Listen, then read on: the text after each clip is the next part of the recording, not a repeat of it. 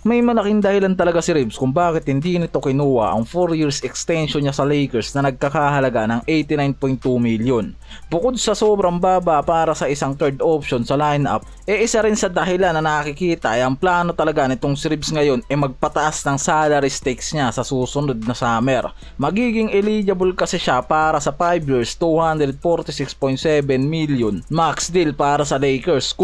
Kung ibibigay kasi ng Lakers yan, kakailanganin pa ng mga to gumamit ng bird rights o pumirma ng 4 years na 182.9 million max deal ito sa ibang kupunan. Tinanggihan ni Reeves ang extension dahil makakakuha naman siya ng maximum value niya mula sa 246 million o 183 million sa ibang team. Parang superstar na rin yung datingan ng kontrata niya na yan. Ang Lakers nasa 21.6 million over na sa salary cap nila. Nasa 154.6 million lang kasi yan.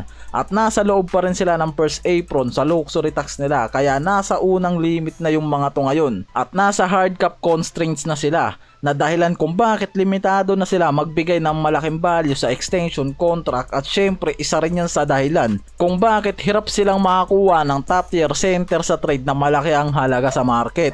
Hirap ang Lakers na makipag-compete ngayon sa trade market sa ibang mga teams. Si Clint Capela ngayon nakuha na ng Rockets, si Brook Lopez nasa Clippers na, at walang balita sa naging trade offer ng Lakers dito kay Walker Kessler sa Jazz. Si Robert Williams, DeAndre Ayton yung mga possible center na makukuha ng Lakers sa mababang halaga. Si Nick Claxton makukuha nila sa Brooklyn, kailangan lang nilang gamitin si Reeves Hachimura bilang trade asset.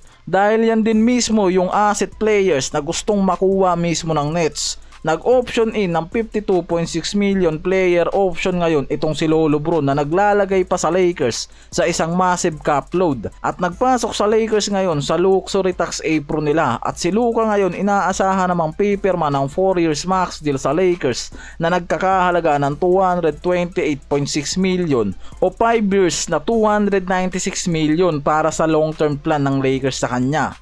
Si Reeves ngayon ay eligible para sa 5 years contract na nagkakahalaga ng 246 million mga parekoy. Na halos hindi rin talaga malalayo sa contract nila Luka sa 5 years ha. Si Luka kinukonsider na superstar sa Dallas Mavericks at ngayon dito sa Lakers. Meaning napapasok na rin pala talaga itong si Austin Reeves sa minimum superstar contract, kaya pwede isa rin yan talaga sa dahilan kung bakit nag-decline ng extension yan sa Lakers.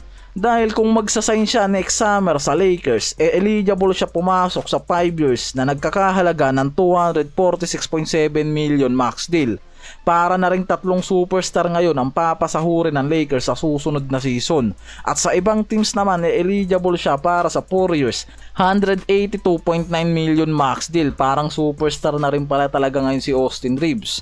Habang nalalapit ang trade deadline, bigla na lang natahimik ang Bucks sa mga potential na pagre-retol ng mga to sa paligid ni Giannis. May mga report pa na nahihirapan na yung mga to sa bagay na yan dahil sa 162 million na committed sa siyam na player nila at lagpas na sa estimated cap na 154.6 million.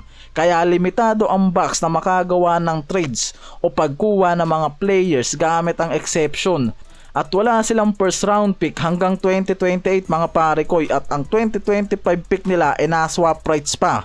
Kaya nakikita na walang ibang paraan ngayon ang Bucks para mag-reveal via draft man o trade. Yan mismo yung nagbibigay ng pressure ngayon sa Bucks dahil yan yung nagiging dahilan o magiging rason sa pag-alis nitong si Giannis. Matagal ding naging loyal si Giannis sa team ng Bucks, pero matapos ang consecutive first round exit at limitadong progress, nadagdagan ang espekulasyon ngayon na pwedeng ito mismo ang mag-request ng trade kung hindi makikitang makapag-rebuild pa itong Bucks sa kanya. Ayon sa ESPN reports, ang OKC merong 13 first round picks at 17 second round pick sa loob ng 7 taon na nagbibigay ng mataas na leverage ngayon sa OKC sa trade kasama ang mga rostered na contract. Sila Isaiah Hartenstein, Aaron Wiggins, Cason Wallace, Nikola Topic na pwedeng gamitin ng mga to para makumbinsi ang Bucks na makuha itong si Giannis sa trade. Malaking rebuilding ang mabubuo ng Bucks kung sakaling ang OKC yung team na mapili nilang pag-tradean dito kay Giannis. At uulitin ko lang mga pare ko kung matutuloy ang Bucks na bitawan itong superstar nila at ilagay sa trade market. At nakikita na makakabuo ng dynasty ang Thunder sa oras na makuha nila itong si Giannis. at maiugnay nila dito kay SGA at mas magiging malaki pa ang tsansa ng mga yan sa pangalawang championship title sa susunod na season. Hindi malabo nga raw na mangyari yung trade na yan dahil handang magbigay ng magandang trade package ang OKC para kay Giannis nang hindi sinasakripisyo ang big three nila mula kay Shai, Chet Holmgren at Jalen Williams.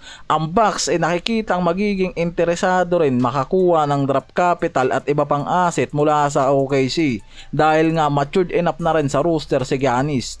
At kayang ibigay ng OKC sa trade package sila Hartenstein, Cason Wallace at Topic at yung 4 na first round pick ng mga to. Yan yung trade offer na kayang ibigay ng OKC na nakikitang pwedeng mahikayat ang Bucks dyan kung sakaling hindi na rin magkasundo yung mga to para kay Giannis.